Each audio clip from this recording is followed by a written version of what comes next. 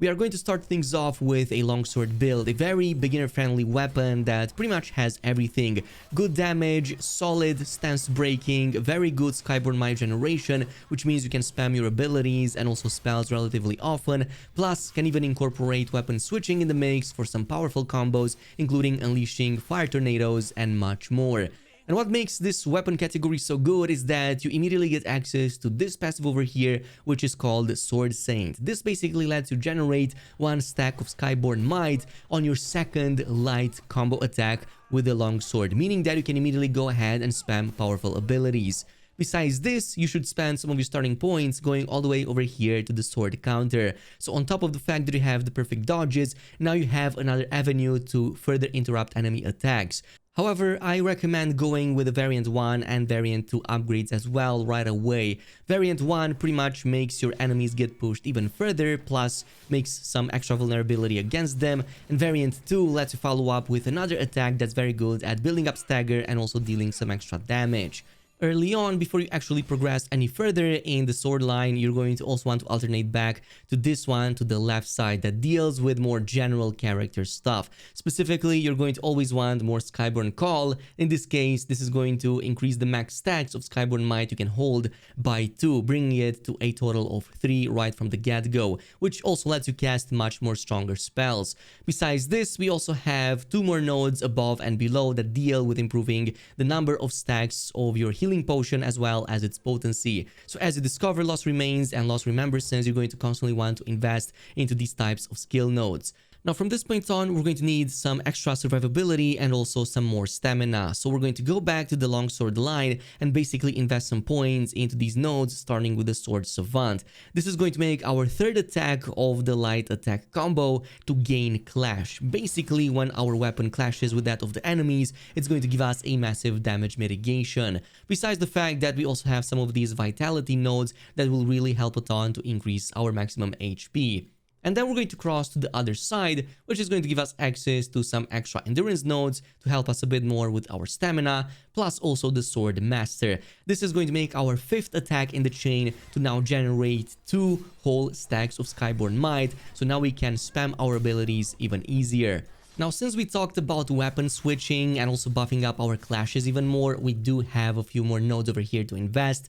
Back into the left line, we're going to have Conversion. This is going to make our weapon switching absolutely amazing. So at 50% madness and above 90% madness, it's going to become even stronger when you perform a weapon switch attack, assuming that you have enough Skyborn Might to do so. If you have enough points, you may even automatically cast whichever technique is on that offhand weapon, such as in the case of the spear right here. I constantly generate 2 points of Skyborn Might so I can immediately unleash its attack, which basically performs this really awesome AoE and also fiery tornado. But besides that, we also have the Steel Resolve, which is just going to make our blocks in this case to further provide extra Skyborn Might stacks. From this point on, we're going to further buff our Temperance mechanic, since that's going to be a massive boost in damage and also lets us exploit our enemies' weaknesses. For that reason, I'm going to go with 1 point over here into Rapid Temperance, which above 50% madness level will just make that activation time much quicker. But besides that, now we're also going to get access to literally all of the remaining other 5 elements in the game. Besides the starting fire that you get from an early on boss, now we can also get Frostbite, Lightning, also Blight, and even Corruption. So you can go ahead and pick whichever you want depending on the enemy's weaknesses. However, one of the best over here is going to be the Poise Break version, since this is going to synergize with the weapon we're going to be using, making it even easier for you to Poise Break enemies as a result. Besides that, we are going to use a couple of other options over here. I do recommend investing more points into Alteration and other tempering nodes over here so that you can increase the number of temperance charges so that you can activate that ability a lot more often. In the end, you may even have up to 4 of these activated, but in the early stages, plus 3 is going to be more than enough. You also don't want to miss out on the strong blade nodes over here. They basically increase your weapon mastery, and that's how you're going to plus your weapon and also increase its damage. On the way there, you also got Wind Force, which is another amazing passive. It lets you consume 1 stack of Skyborn Might to instantly use your heavy attack with the longsword, which also powers it up in terms of damage. So amazing to use against enemies back. And like I said in the previous videos, it's one of the best ways to instantly stagger enemies and follow up with obliterates. And here's what we're working with in terms of weapons. The primary one is going to be the Lashing Whip. This has a bunch of interesting mechanics. One is that it's a sword but also a whip, so it extends much further than pretty much any other weapon in the game, at least melee wise. On top of the fact that it has very good scaling in both strength as well as agility, it also comes in with some very good solid whip dance mechanic over there for some extra AoE.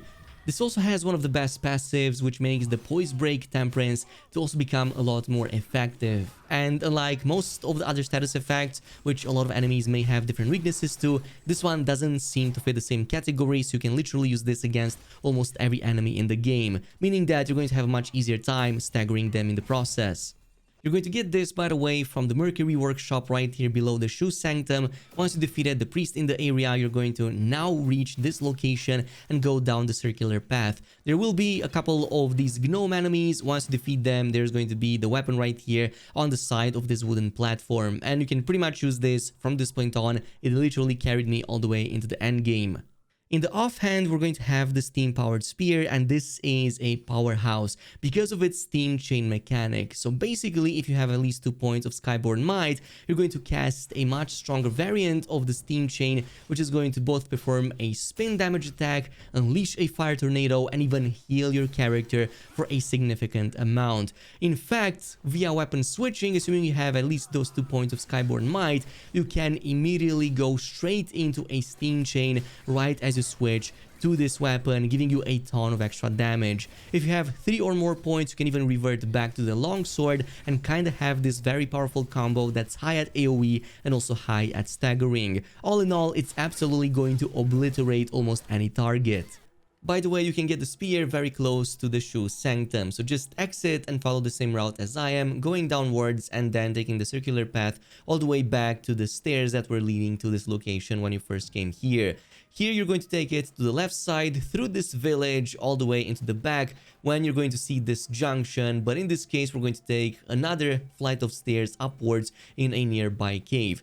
And inside, if you go up into the back of it, you're going to notice that there's a panda character, and in this case you can give in bamboo shoots in exchange for items, one of which early on is going to be this spear right here. Besides this, we need a bit more stamina, so we're going to be using the Twin Infant Pendant. You get this actually from the area just below the Shoe Sanctum, one of the middle sections right after the second elevator shaft. You will see this bridge with a corpse at the end of it. Really hard to miss, and you're going to find that item right upon the corpse. Besides this, we also get to use the Lifesteal Pendant. You get this a bit later on after defeating the Reborn Treant and bringing the boss item back to Tao over here. He's going to unlock that for you to purchase. Anything else early on doesn't really matter. You can totally go with some extra stab damage or more defenses. I already covered that in the Perfect Start guide, showing you the locations of all of these pendants. For spells, literally go with whatever, but personally I really like Divine Might and also Divine Protection in this case, depending if you want more damage or more damage mitigation. However, most important damage source for you is going to be your Temperance mechanic, and like I said, you can both use the Poise Break for the better synergy or opt in for some of the other elemental needles in case you want to exploit a specific enemy weakness. For armor, literally go with whatever you're fighting right now. If you want more physical damage, go with physical damage armor, especially like the Centipede and the Ming Dynasty ones are 2 solid options early on. If you want status ailment, resistance, totally go with some of the others like the Maid armor or any of the pre-order bonuses that you have got. You can totally buy quite a few of these from the merchants like I covered in the Perfect Start guide.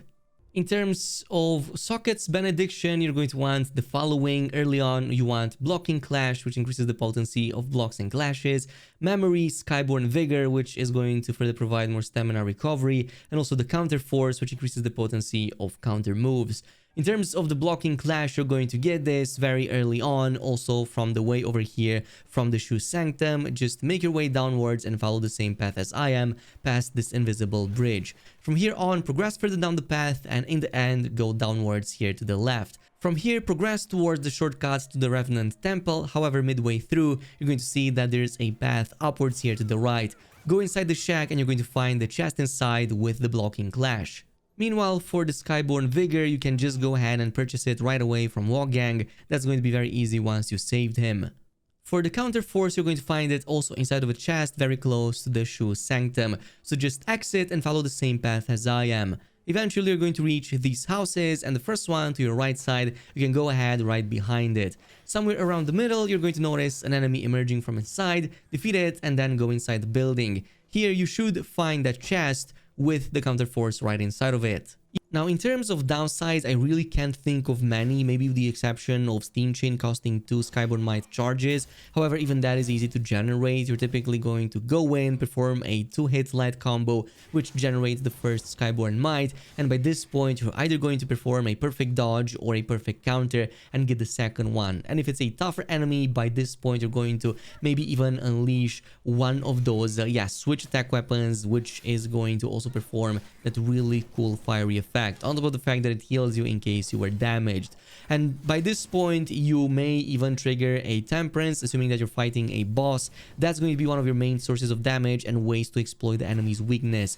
We are going to use this multiple times in a fight, which is why going with the nodes that increase the number of charges for it is very helpful. Of course, you're not just stuck going with the Temperance that gives you the poise break mechanic. You can also go with some of the others depending on the enemy's weaknesses. Some of them are super weak to fire or even frostbite, and it really debilitates them, so you may want to switch every now and then and also test things out. But otherwise, give it a go, solid option, and yeah, that is pretty much it with the build. Do let me know down below in the comments if there's anything else you're using with it or a different build that you found really good.